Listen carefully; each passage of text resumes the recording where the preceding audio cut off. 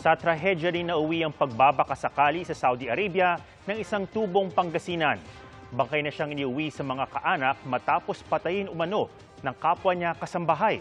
Nakatutok si June Veneracion. Sa halip na sabik na yakap, tangis ng pangungulila at mabibigat na hakbang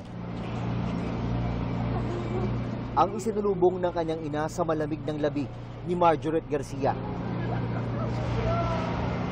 Ito ang klase ng reunion na bangungot para sa pamilya ng mga Pilipinong nakikipagsapalaran sa ibang bansa.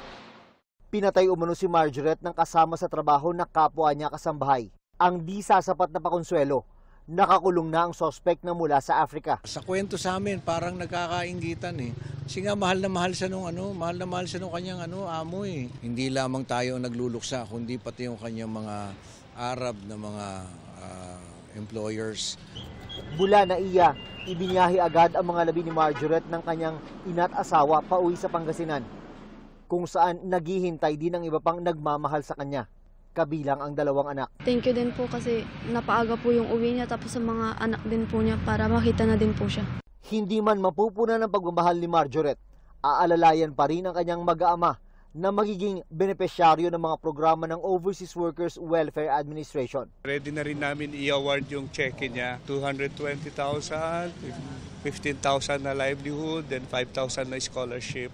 Bukas naman ay bibigyan siya ng Heroes Welcome.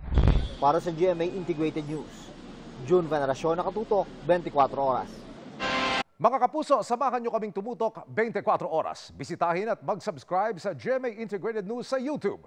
Sa mga kapuso abroad, bisitahin ang GMA Pinoy TV at www.gmanews.tv.